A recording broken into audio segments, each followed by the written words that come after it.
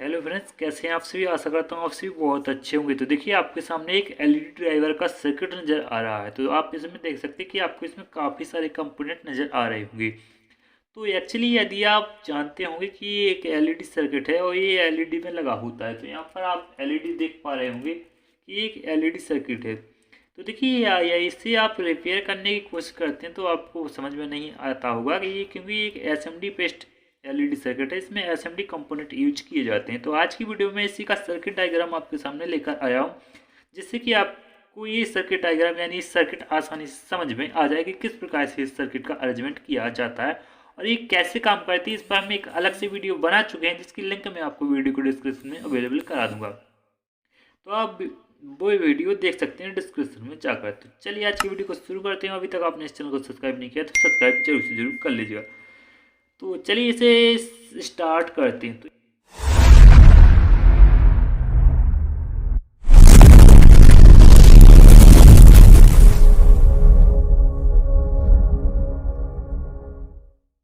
यहाँ पर आप देख सकते हैं कि आपको यहाँ पर दो पॉइंट नज़र आ रहे होंगे। तो ये हमारा एक, मान लीजिए हमारा ये एल हो गया, तो ये हमारा एन हो गया, एक न्यूट्रल और लोड हमारे यहाँ पर हो गया। यानी मान लीजिए हमारे घरों से जो 220 वोल्ट की सप्लाई आती है वो हमने यहाँ पर कनेक्ट कर दी। तो इसके बाद ये हमारा ये इतना सर्किट आप देख सकते हैं, इतना सर्किट, ये सर्किट हमारा प्रोटेक्शन सर्किट के अंतर्गत आता है। तो ये क्या करता है, जैसे ही हमारे इस एलईडी ड्राइवर में हाई वोल्टेज आते हैं, मान लीजिए हम 200 वोल्ट तो हमारे घरों में आते हैं, मान लीजिए अचानक से कहीं 300 या फिर 350 यहाँ पर वोल्टेज आ जाएंगे, तो हमारे ये एलईडी सर्किट सेफ रहे, इसीलिए यहाँ पर एक प्रोटेक्शन सर्किट यूज किया जाता है। तो ये कैसे काम करता है, तो ये भी मैं आपको यहाँ पर एक्सप्लेन करा देता हूँ। तो देखिए सबसे पहले क्या होता है, मान लीजिए यहाँ पर हाई वोल्टेज आए तो यहाँ पर एक फिक्स वोल्टेज का यहाँ पर एमओवी लगा होता है, मेटल ऑक्साइड बैरिस्टर।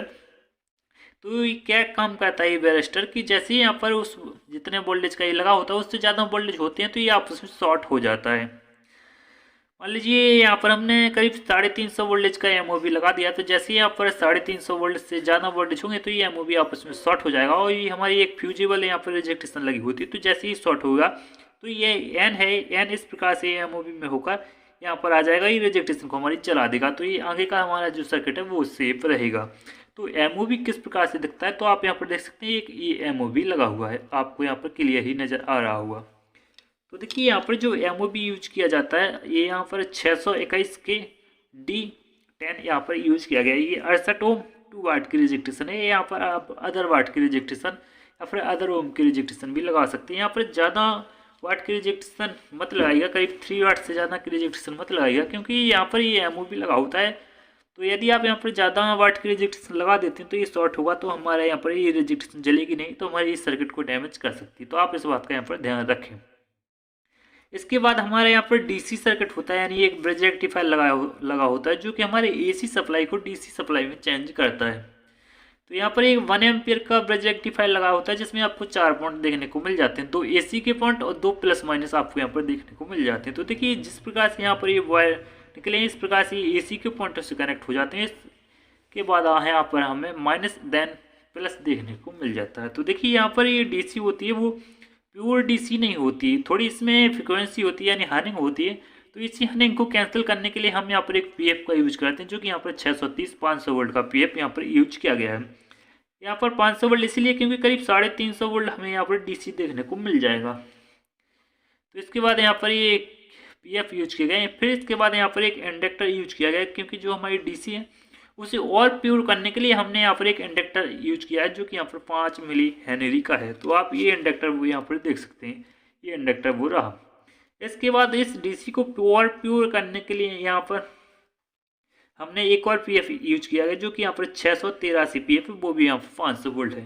तो यहाँ पर मैं आपको वोल्टेज की मेजिंग यानी वोल्टेज कहाँ पर किस प्रकार से देखने को मिलेंगे वो मैं यहाँ पर आपको एक्सप्लेन करा दूंगा। तो देखिए यहाँ पर मैंने एक प्लेन पेज ले लिया। तो सबसे पहले जो हमारे घरों में वोल्टेज आते हैं वो कुछ इस प्रकार के होते हैं, इस प्रकार के। तो देखिए इस प्रकार के हमारे यहाँ पर वोल्टेज हैं। तो ये जैसे ही ब्रिज रेक्टिफायर में जाएंगे तो कुछ इस प्रकार के हमारे ये वोल्टेज हो जाएंगे, इस प्रकार के। तो देखिए और इस पीएफ के लगाने के बाद ये वोल्टेज कुछ इस प्रकार के हो जाएंगे, इस प्रकार के।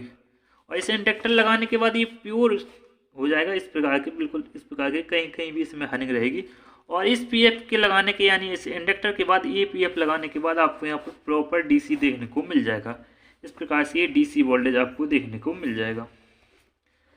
अब इस डीसी यानी प्रॉपर डीसी वोल्टेज मिल जाने के बाद हम यहाँ पर एक स्विचिंग आईसी का लगाते हैं, यानी स्विचिंग आईसी लगाते हैं, जिससे कि हमें यहाँ पर मन मर्जी की वोल्टेज देखने को मिल जाते हैं। तो देखिए कि स्विचिंग आईसी आप यहाँ पर देख सकते हैं, ये एक स्विचिंग आईसी है। तो देखिए यहाँ पर ये स्विचिंग आईसी लगाई गई है। तो देखिए 9763 का ये स्विचिंग आईसी है। तो इसकी पिन नंबर 1 यहाँ से स्टार्ट होती है, 1 2 3 4 5 6 7 पिन की ये स्विचिंग आईसी होती है। तो देखिए इसके जो पिन नंबर 5 और 6 होती है इसकी ड्रेन होती है, और पिन नंबर जो इसकी 2 होती है यहाँ पर सोर्स होती है। तो ड्रेन पर हम डायरेक्टली जो हमारी पॉजिटिव सप्लाई होती है उससे कनेक्ट कर देते हैं, तो हमें इसके सोर्स से आउटपुट देखने को मिल जाता है।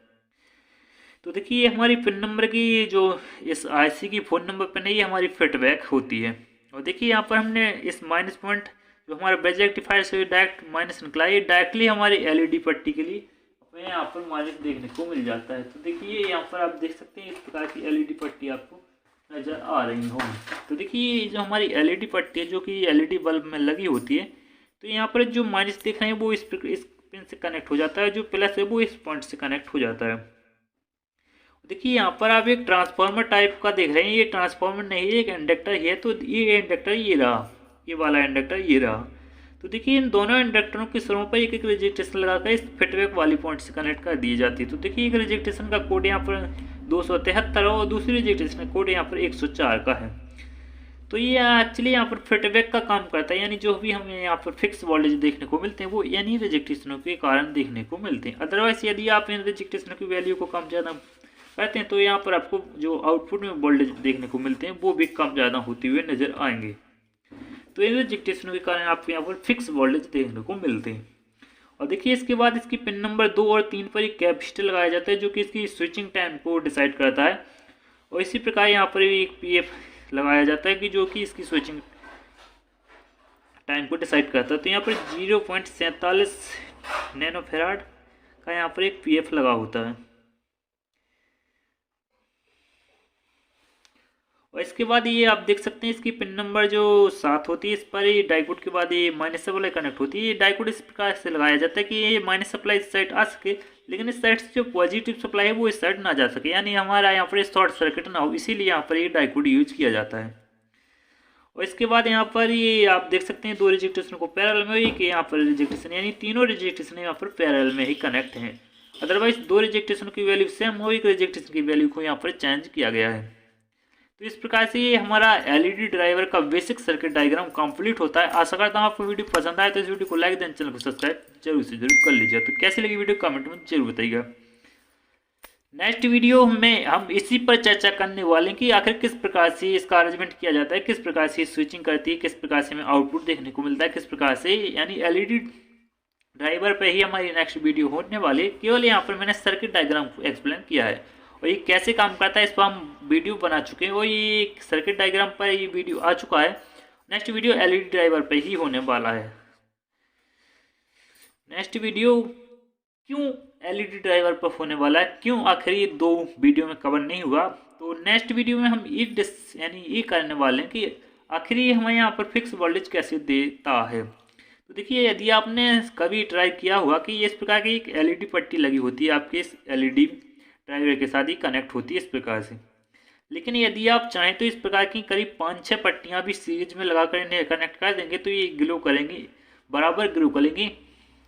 तो आखिर ये कैसे हमें यहाँ पर एक एलईडी यानी इस एलईडी पट्टी को ग्लो करा देती है, और साथ ही साथ यदि आप इसमें और भी एलईडी लगाते हैं तो वो भी ग्लो हो जाती हैं।